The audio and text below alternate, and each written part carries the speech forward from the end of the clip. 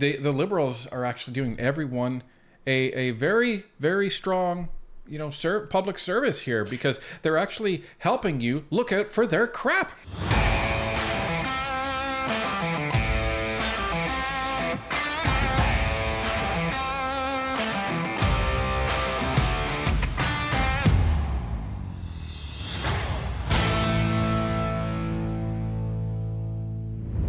The Liberals may have just proved to everyone that they are the most incompetent and indeed the worst political strategists in Canadian history. Now, considering Jagmeet Singh and the NDP are the biggest competitor, that is saying something. We also want to give a shout out to Bob for helping bring this subject to our attention. Let's take a look. So we got an email from one of our viewers, Bob. Thank you, Bob. And that's Bob's thumb that you can see in the picture there. Or at least we're assuming it is. Yeah. And so Bob was sent this by his MP. Now, you may be wondering who's his MP. Well, you can see it right down at the bottom there. It says, a message from your Member of Parliament, Jenica Atwin. You remember the one that looks like a 16-year-old, right? Anyway, she's a little annoying and always sounds so fake. But I would happily listen to her over Iker any day. Anyhow, so this was sent to him to warn about disinformation. So it says, don't believe everything you see and hear in the media. Find out for yourself if it is a fact or a fallacy. So right even there, like, okay, so a fallacy, that's like a incorrect argument. So even saying like if something is a fact or a fallacy, it's not even like they're actually committing a fallacy there because that's a false equivalency. Anyway, let's move on. Content creators have a motive. Gee, I wonder who they could be talking about, everybody. Maybe the content creators that the Liberal Party hires specifically to put out the Liberal message. Well, they're probably trying to refer to channels like ours and the other conservative creators. But let's keep going. Who is the content coming from, and how does it benefit them for you to believe it? Because I want my country back, and I've made no steps to hide that. Well, that doesn't benefit the Liberals then, doesn't it? No, it doesn't. Whether you get information on social media, on TV, from the newspaper, or radio, or delivered to you in the mail. Oh, you mean like this? Just saying. The distributors of the content have a motive. This is so fun. Like, they're literally talking about themselves. Fact checking can help expose whether or not it is a good motive. It sure can, and that's why we always cite our sources in the description of the video. We can't really cite this particular source since it was an email given to us, but you can see it quite clearly on the screen. Don't be misled by disinformation. Believing disinformation can perpetuate hate and result in unnecessary trauma to those the messaging is about. Fact check to find out before believing things at face value. Do you want to know what, though? This really is good advice. Like, everything that's on this flyer is great advice. Good advice. Canadians should question everything, question where the sources are coming from. Is the thing that is being said, is it an opinion? Is it a fact? If it's a fact, where did it come from? If it's an opinion, what's it based on? Is it based on facts? That's how we operate here at Northern Perspective. Our opinions are based on fact. We are staunch believers in this pamphlet, but not for the reason that you think. Well, but let's go back to the pamphlet. So, it says research. If you don't know what the information is coming from or who the information is coming from, research them. If you don't know about the topic, research it. Determine if something is worth believing by finding the same information from a credible and non-biased source. Find out more about disinformation. Now, here's the irony, folks. Okay? So, I wanted to find out more about disinformation. So sure you did. I wanted to see where it would take me. So I actually used my phone, and you can do it. You can like put it up to your screen and go to the QR code, and the link's broken. Of course it is. It's a government pamphlet. But the link is underneath. So I said, you know what? Let's go to the link.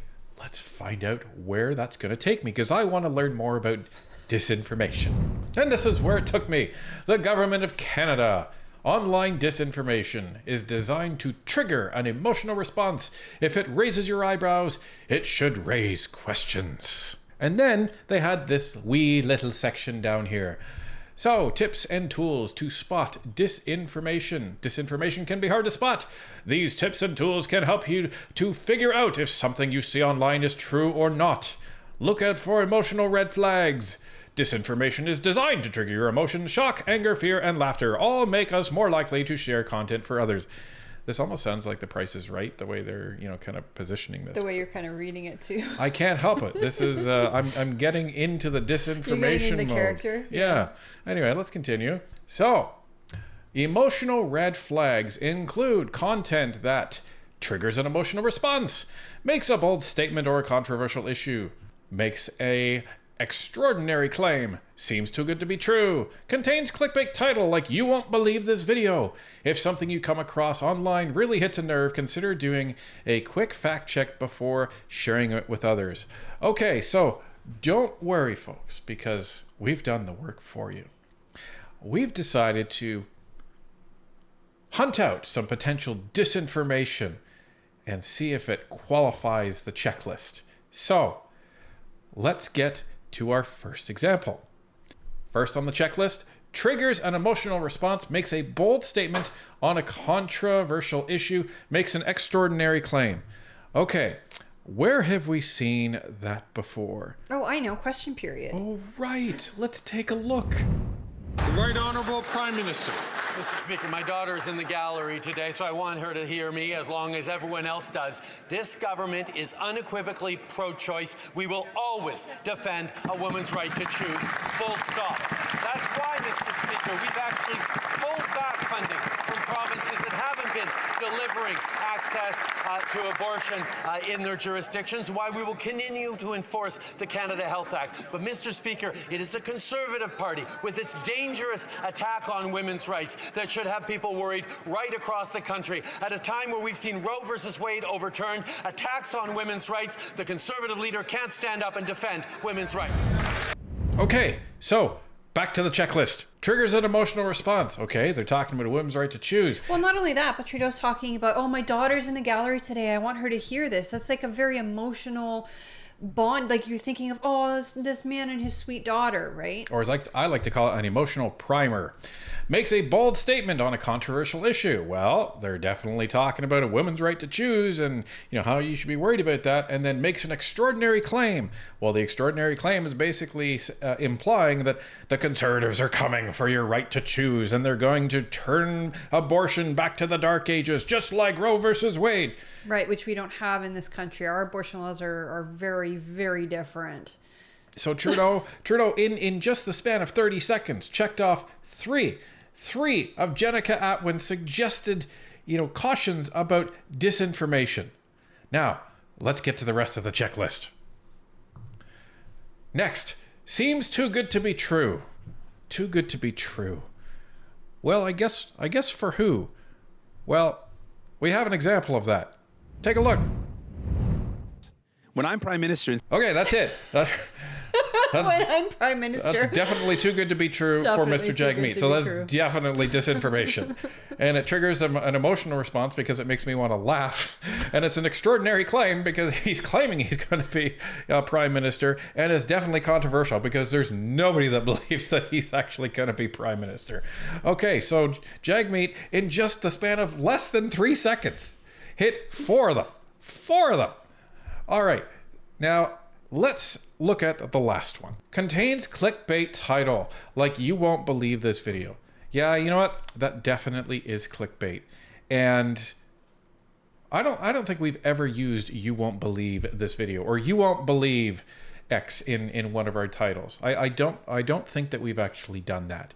We try to stay away from it. It's possible. We have a huge back catalog of over 500 videos at this point, so it is possible. You guys can correct us in the comments if we are wrong, but typically we stay away from clickbait titles because we want you to get the truth.